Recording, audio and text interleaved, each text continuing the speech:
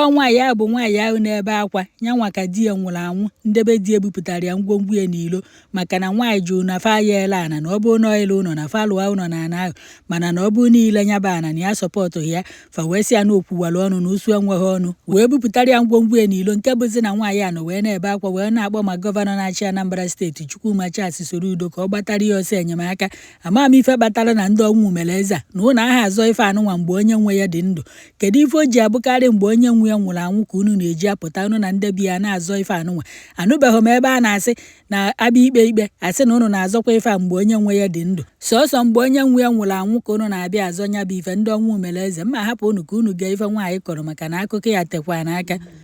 Kedu afa gị? Onye ebee ka ị bụ? O nwere viral video onye ọbụla na-atinye ị na-ebe akwa na-akpọkọ Soludo ya gbata gị ọsọ enyemaka, ka ị nwee ike ịkọwara anyị ihe mere? Since 2023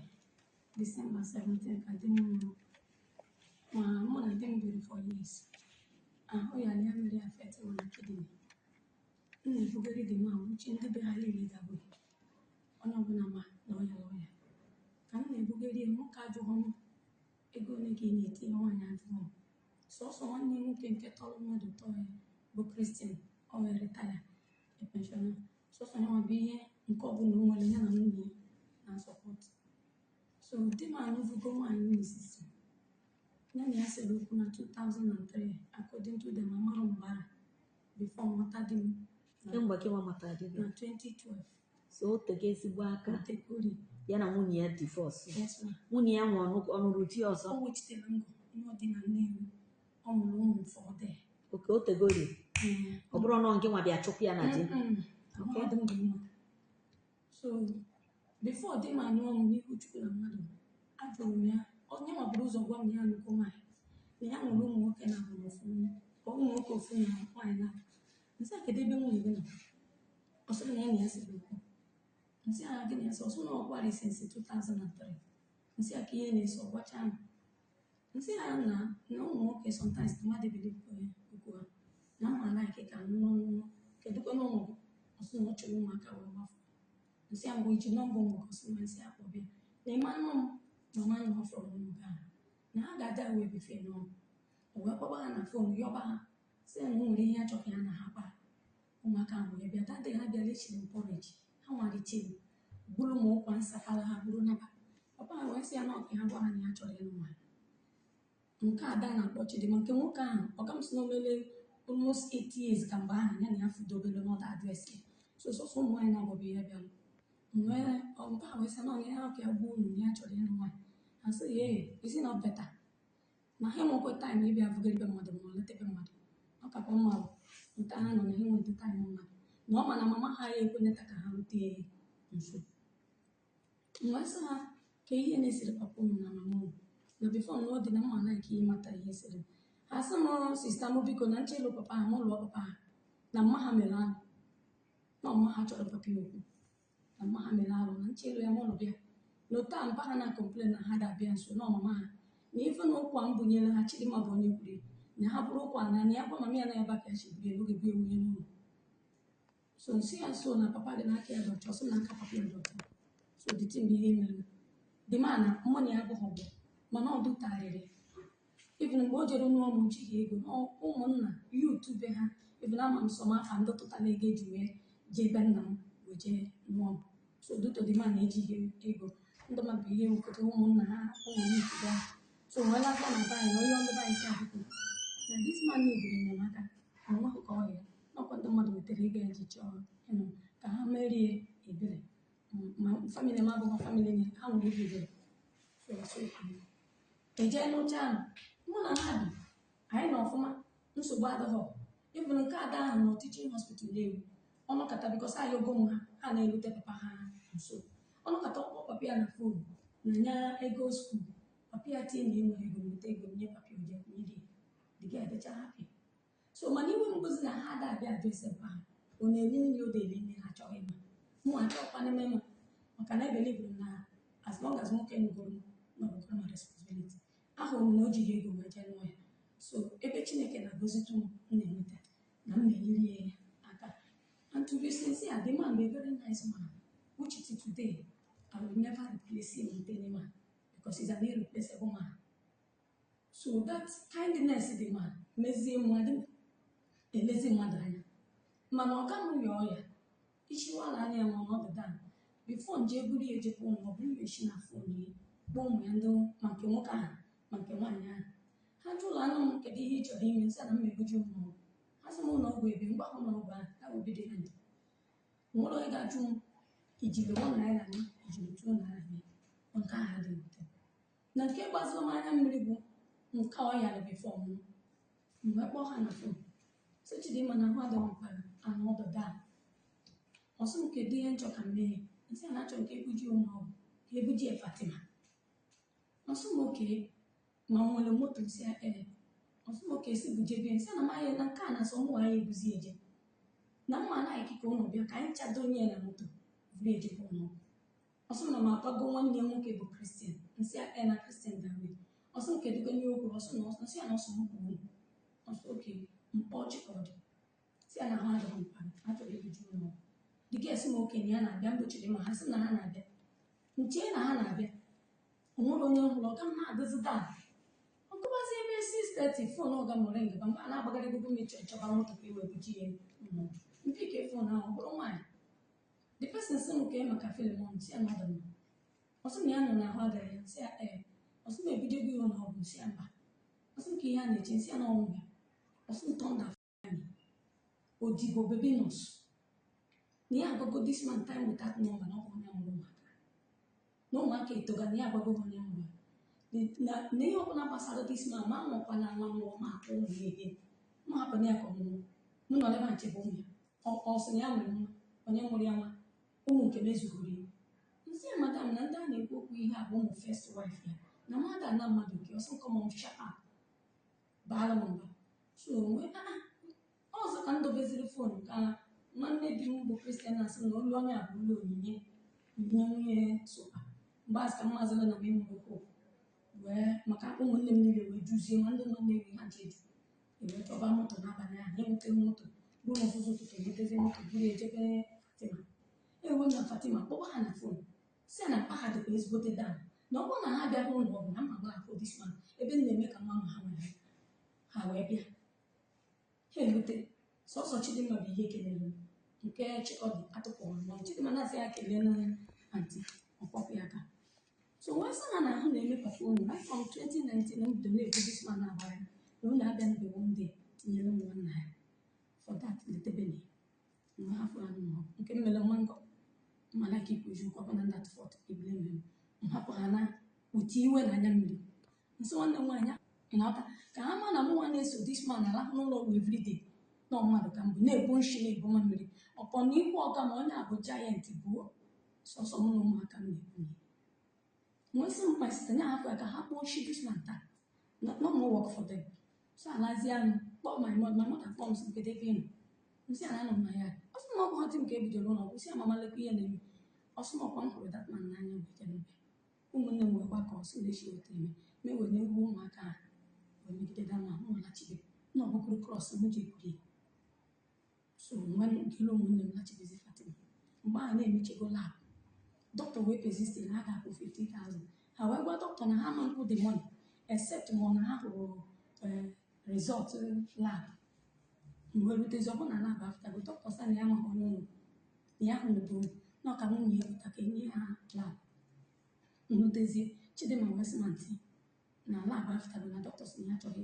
igochi ya wee gbakwuru dọkịta si ya biko na onye abụ first daughter dị ihe ọkụ na ịhụrụ na dị lab wepụta ya ka ọ wee dọkịta wesmansi nsị a gochie na ọnya nwere right na ihe nwere nwunye nne ya dọkịta wete were edobe n'elu ihe na dọkịta selu dị lab dọkịta so ngwasị je kwụzi ụgwọ 50,000 ka ebidozie nye bi ihe treatment before ntọ n'ote after ka o sechelu that lab ya nwezonye nwa sọsọ hụ ụmụnne mana mgbe ha bịa na ha bịa kọndem ọba Fatima na Fatima ha bụrụ ezigbo ụlọ ka ha bụrụ mkpa ka ha chọta ambulance dọkọpa ha jebe tichin so that statement ahụ dụtọ na ha akwụghị ụgwọ wezie ndị nọọsụ olu n'abalị ha sị na ọ bụrụ na apụta ha ụgwọ mgbe a na-ega na-ewele 150 and my brother chọrọ ịkwụnye gị money ma ampụ ya netwọk adịbụ ha sị na ha mantritizi ọga m ntị na ha pụta ụgwọ ka Chineke chere na mara ọkụkọ ebe fọ ego wee batabazie ụmụnne m wee tinye ebezi ego the man nọgide oxygen 2 weeks wee survive ya nke ahụ megide benata nweghị ebe ewetara akwụkwọ ebe a sịrị na a na-eje zọta onye ọya na-ebughị ewe je ka ụmụaka chịrị n'ụlọ ọgwụ ahụ fụọ ha bịakọzie eke ivu na ịkpọ na fon ha kpọkọ akịdị kọmplen mvugolibe dị na ebe ọmụ nwere m ebe nyere anyị direction na Benin ụlọ ọgwụ dị na Benin mụ achatara moto bụrụla anyị Benin anyị nọgide na Benin in the night before anyị lọta ihe nna azọbụ ya bụrụ n'ọndụ ụmụaka ahụ nwụrụ emekọtara ndị nọọsụ n'ụlọ ọgwụ Fatima gwara sị m nye ha nọmba nwa dị ma akpọ ya na fon ozugbo ndị nọọsụ na-asị ya na-ekwe lab asị na a ga-eje na Nnewi and doctors na without the lab na ya mantritizi ọga ọ sị ya nọọsụ na that man abụrụ their responsibility na ha nwere lot of ya nwere ụmụnne ndị obere ya ga-azụ ya abụrụ nọọsụ ga-eti si ya lot of ọ bụrụ na gị so ụma na-anọ ọ sị ya ọnwụ ọma the nọọsụ wee kpọọ m sim sista nke a sị na onye abụghị nọọsụ ya kpee the woman dị pezi anya mere vish nwere ụcha akpọbazi Oluchi nwanne etiti si Oluchi na ọga m na nwanarịzi biko jee na bank bitere m na ọga m dịchara na mma Oluchi n'ime na mbidoro n'anya ma mma the boy seems like a good nsa na ogodo 3 million na eburu ụfọdụ obodo because the rate the teenager ya na-akpa afọ ego the boy risk onwe chebitere ego aka njiri na-ebere gị adịsi adịghị anataba ọga m wee sị ewee na-agwa ọga m ihe ahụ nwa ya nwaanyị kwuru maka ọ nọ conscious ọ mahụ mgbe o kwuru ọga m wee sị ka ha tara ya wee weta fon kpọọ ya si ya Chidimma na ebe ejere kịta ya lekwa ihe a sị na ya eme na-emechi enye aka survive ọsị ya kedu ya ọpịa agwacha ya ọsị ya ego ole ọpịa sị ya na ahụ ọsị ya mee nkwari ọpịa wee mechie nkwari kpọcha ndị ọkpọrọ abụ ego ụlọ kpọchie ego ọsị okeke ha bịa kpọchite papịa sị ya ọkwa ị nwedara ana ọsị ya aka ya nwere anụ ọsị ya dịla ewezụ ụmụ onye ahụ gbochiri mana shishi ya ya taa ị hụrụ ya na ụmụnne ya ego ha ya taa ọ wee tinye onye ahụ na-adọghọdara ebe a nke ọ dara chukwu abụrụ efu n'ọya ka ọ nọgidezi ọga m nwụrụ na 17th of December sharp 12 in the midnight nweta fon ọga m kpọba ha nọmba ha dị switch off oru n'ụtụtụ kpọza nwanne dị osi na nwanne bụ ụka ngụkwa nọ na họsh ya sị mama kpogo Chidimma sị na nọmba ha dị switch off sị nye ha dị nọmba ọkpọ ha ndị mmadụ jụrụ na ya ọkpọ Chidimma sị na ọkpụrụ na ngụkwa ọ sị oke o n'ihu ndị mmadụ si oke kedụkwana ihe unu chọrọ ime ya ọ sị ya Chidimma kene onye na-agwa gị na ọmụgo bụ papi ọ sị ahịa kedu ihe bụ biznes onye nwụrụ anwụgo ọ sị oke kedu ihe nchọ ka o mee Christian wasị ya for his own mind na otego this man na ya na asị ya kwuo ka enyi ya ka enwe ike kwadobezi ọkpụkpe ọ sị oke by what time papi si oke ka ha kpọọ ụkọchukwu mebi ihe dịka ebe tara ọfọ ọ sị oke anyị akwụrụ ụmụaka ọ na-akụtu ha bịa ha iche trọza blak otu okpu kpuchiche nwere glaasị kpuchie na face mask wee bịa gaa strat debe ozu papa ha dọrọ nwa nọ n'outside so ndị nọ n'ime wee pụta na-asa onye nzuzu so ịma na ịmara mpa gị ihe ọjọọ ọ n'ozu ka ị na-ahịa mgbe ahụ n'ozu ka ọ na ya papa ya na-agbagharị ya na ya mana ya mere ihe ọjọọ ebula ọga m je n'ihe nke nwoke ahụ ọ bịaghọ na ndụ ọ bịaghọ n'ọnwụ Edichedi. Anything na 17 to 27. And in a memory room. Phone di marenga. Mpike the person some only Filemon say yes sir. I think the dependent say na na ya. Also will also depend on that in the again. No more super talk with you in the yegi. Mbaba said the man question was sure now. So no leba elegi digi. We money because everybody tell mo come on or each them. If you don't get them more. Jide nwa ka ko jide ma ya wele ko happy food ọ bụrụ Chidimma chịkọ dị na ebuka ahụ ihe nji mmadụ na ebuka ahụ bụ na oyilitim wuti mmadụ ebe onye na-asụ then confront ya Chidimma wee sị dị mmadụ gị shi dịka ka ha shie ebe afọ na ebuka nwere right ire ihe nne ya nsị onye bụ Ebuka nsị Ebuka jụrụ na ya na ndụ jụkwu ya n'ọnwụ ga-abịara ala ọ bụrụ ili ebe eliri dị nsị nwanne ikego nwa mma jụrụ ọ bụrụ na di m metere ahụ na mgbe ọ ya naghị ya ọka m chiri ọnwa mgbe Chidimma sị ya na ana ka o ana nsị na my grandfather gwara m na ebe ọbụla anyị ga-eji jee di anyị ekpokpene n'ụwa a ka nwoke re ana nne ya nyere n'ihe aba afọ ọnụ si anyị ma nne n'ihe mma bụ na with the help of ụmụnne m na ya protect ya dị na debezi ego nsị ya na ụmụala wee bugide mpadụ jide ụgwọ na Access Bank na ọgwụ ya bịa were ana na amaghị ebe nkwe ha naba mgbe kpọọ Christian sị na ọkwa dị ọkpọ ndụ tankra ya abịa ma announcement emechere na announcement ha problem bido nke dị ọkpara ụmụaka ya tụpụrụ ngwongwo n'ezi na ụmụ ya wee nata wee kpọọ meeting ha kpọọ ha gwara m 28 of March na 2024 na enwere meeting Kedu afa Diọkpara? Diọkpara bụ ọga ma bụ Aịzaya bụ nne m eze ụmụ so wee kpọọ m na fon 28 sị na anyị ga-enwe meeting Kedu ụmụ ya tụpụrụ gị? Emeka eze ọmụmụ Chibeze eze ọmụmụ Makụọ eze ọmụmụ na Ogochukwu eze ọmụmụ ha bụ ihe tụpụrụ ngwongwo n'ezi so dị mmadụ nwesị na nwesị oke anyị ma apụta n'ụlọ ụtụtụ mpụta ebe eze ọ bụ na aka na-ekpe ekpere nsị ka nje saa pụtazie n'ebe 12 minutes after 7 mụ ka babara m mma ya gwara m sharp 7 nsị oke papa na m aftago na aftago ma ọ bụrụ na ekpe ekpere ọ sị na ha kedu onye mere announcement na ala Falim na adịghị ya nsị anọ ọsọ m si ezigbo ọsọ si ezigbo ọsọ m why nsị why papa asịkwana m na ịda wee na Ebuka chọrọ ire anyị ọsọ m yes no he is right already all right ya na ebe ahụ bụ bie na m enwe oke ebe ahụ nsị na m enwere oke na ana dị m ọsọ nsị apet kedu ebe Ebuka nọ mgbe nwanne gị nwoke na-ayọ ya kedu ebe Ebuka nọ mgbe ọ nwụrụ ejugogo Ebuka ahụ na-abịa ere ana ebe ọ nọ mgbe nwa ọsọ na ihe ahụ abụrụ akụkọ ihe ahụ abụrụ akụkọ Ebuka dị free mkpala ahụ na orechighị mgbe tụgharịa sị ọba ma dị mmadụ ire ihe nketa dị m ofi aka na ya ọsọ mgbe ngetere dị nwụ dịse nwere ndị gị shụra m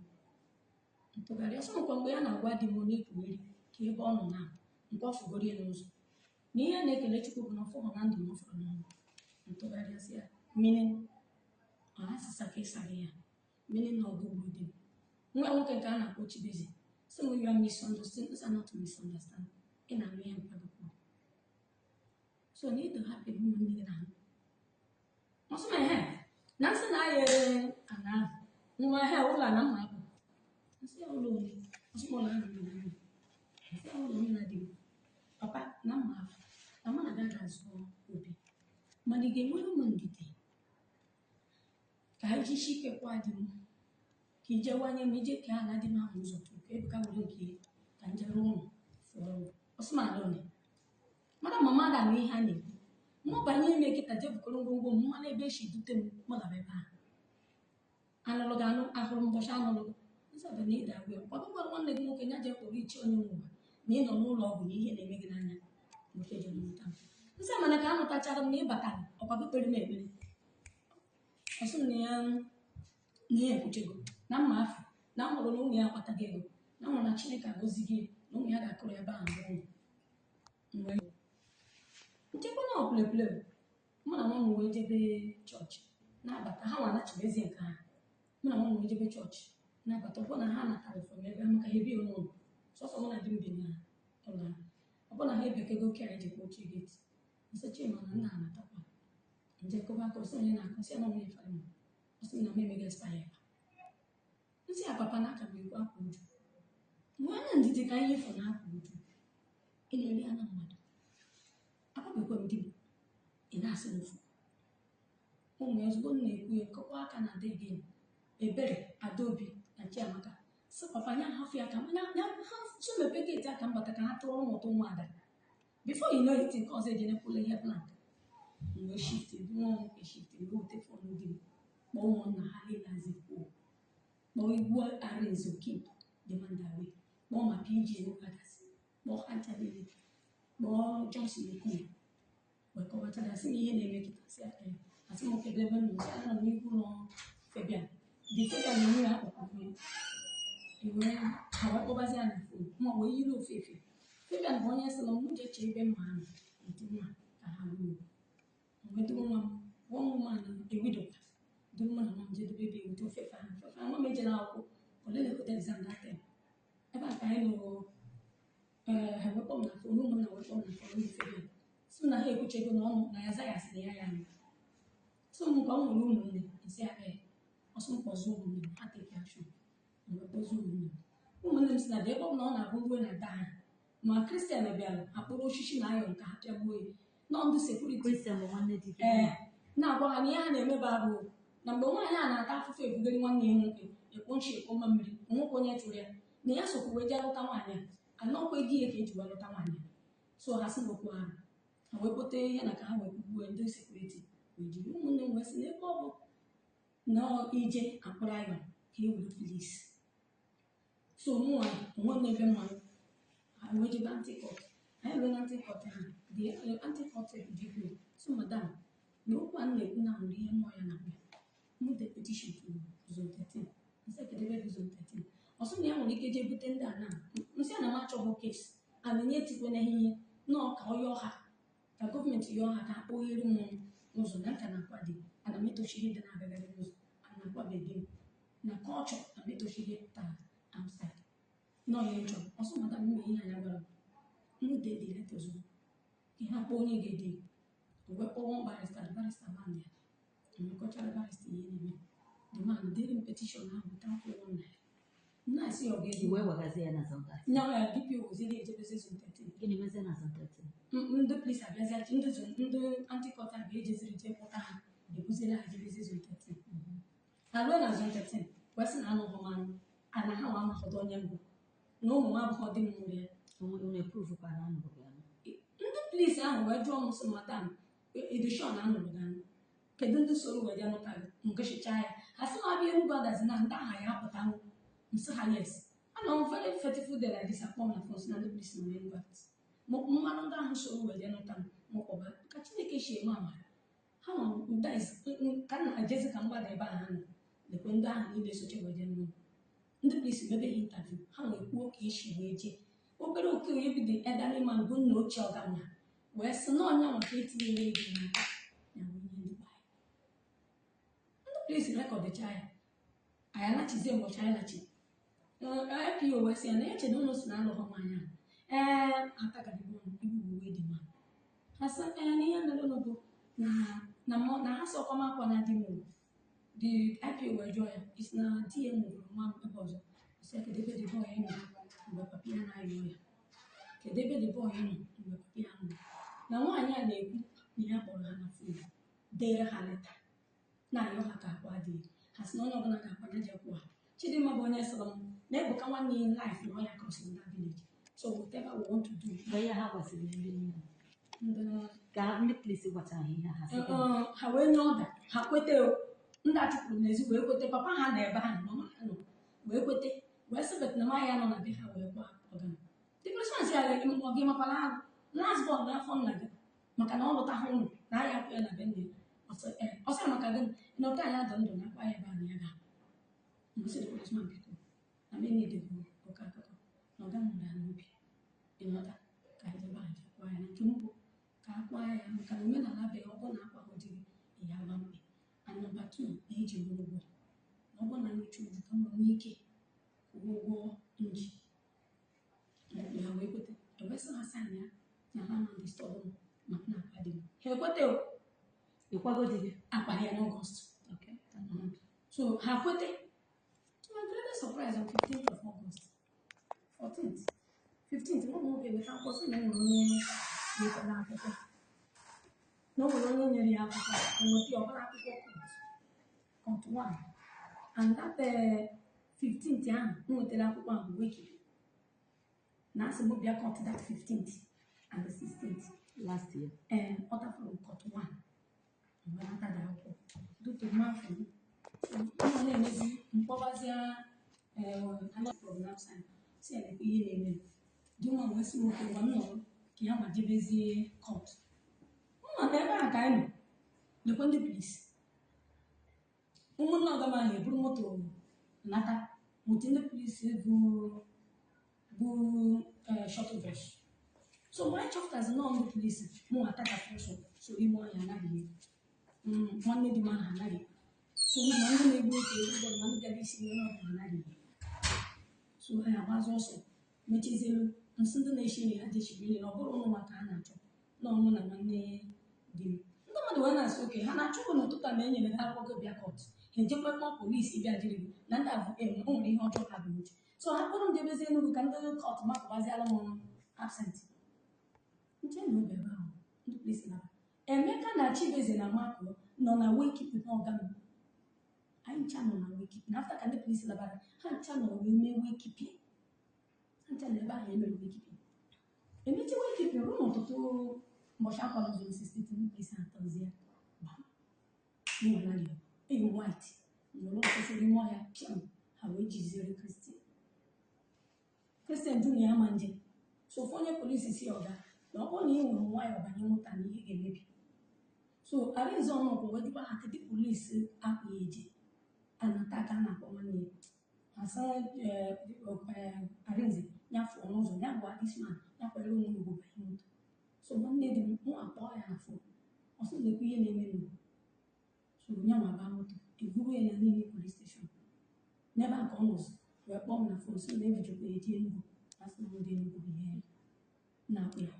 a na ebe ahụ ndị Enugu bịa vile nya nwa anọghọzị na akwamozu mana ụmụ ya nọ ụmụada nọ ndị ụmụnna nọ akpara ọga m ọfụma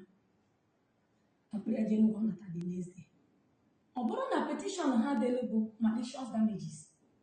na mụ na the man were katapila wee bịa kwarie fensị be ha kwarie ma geti Una na kwali gate na fence. Please mechana bịa na ọ bụrụ na nwere ihe anyị mere ha sị na m bụ onye oshi na nna trati a sị na ha prove it ha gbaba ọsọ anyị jee Enugu ahụ niile anyị jere ka ekweghị bịa AIG wee gwazie lọya ha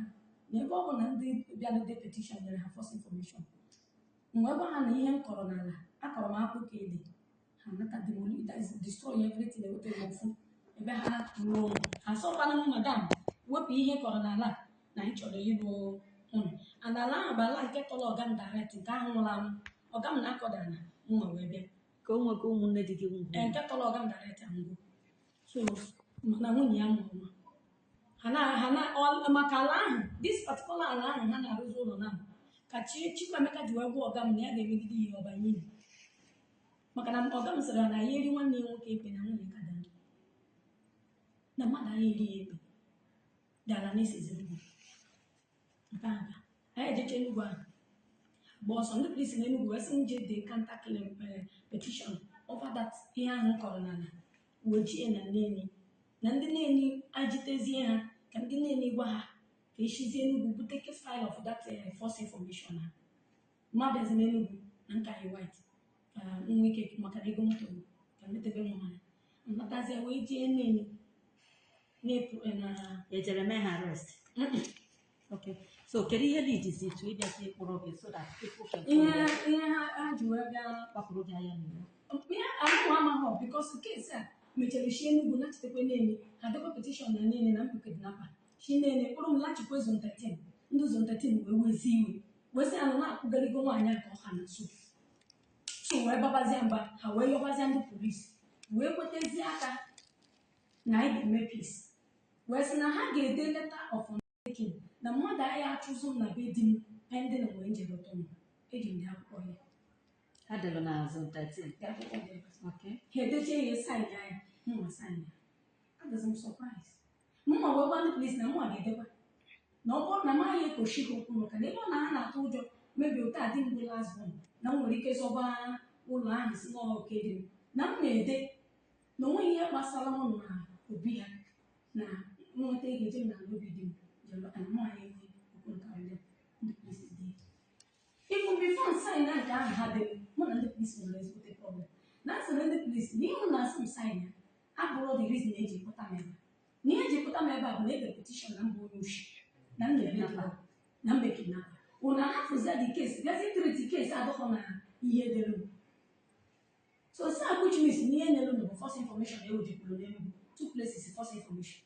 the policeman na baba na nsị na maya sign ya na de report against you mgbe sign ngechaa ya mụ na ihe ha dere bụ for peace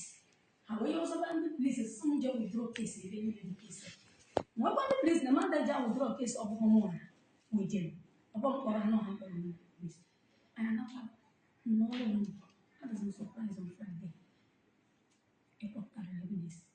ha si n'ebe ka ha si weta akwụkwọ kọtụ nwa dị n'ebe Mama, they need home invitation letter. No, no, no, no, nothing. ijere court for one day Mama, what them? I know my book. Mama, they just cut one. They buy my book. ha ma gba gị akwụkwọ They cut one. They cut two. How about my book? Wait on say against me. It's a major go and I do. No, when I made her. The men who write take what did. I say you won't write take one more came when you have it for years. Oh, my man, no one. Who gave it half of fear. So, in one more idea, benefit benefit on okay, so look, get okay. My no one will light. I don't know, 8 months before why. That's okay. One thing I want to tell you about Ibekuru, our dear governor, Professor Charles Kwema Soludo, and Oga Fire, Manobodo, and what a year and Imonye governor, no governor, ni Puchite Womo when you call. Oh, governor, wepụtara iwu when iwu na aga protect mmanya ajadu ọbụla ihe niile ka ekọchaghị mma anọzi ebe a I won't be here to start telling the public na anyị ga-eme stage a but ofufe na-agwa gị n'afa Soludo bụ gọvanọ na-achị Anambra steeti ọkwa ife akpọ justice it must start for justice it must start onye na-elezi anya Government help me to secure the water. Mother, if you change Fadema, open the number. Man, I saw Rory. Fadema had half your coat. And have a very nice plan. No, don't worry. Ọ bụ na ihe a mere ebe ọzọ a na-ekwu na enwere fear mana still that's not Anambra steeti ka o mere and by the grace of God onye na-achị Soludo be rest assured that you will be protected from January to December. Be rest assured that nobody will take your right away from you. That is Soludo for you. Benedisi ya kwa hizi na wa okwa ifife ni na gbaritara.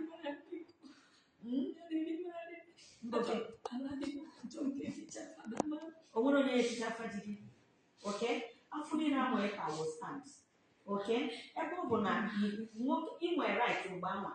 dike na ya arụ ọ bụ na igwe afọ nwanyị igwere afa dike ledi ana o nwe nwaanyị arụrụ ana ga-abụ oledi ana nara ego napụ dike the money jegbara na ebe ọzọ ka a dewere onye gị na ya ka edi ana but you still went and borrowed money from bank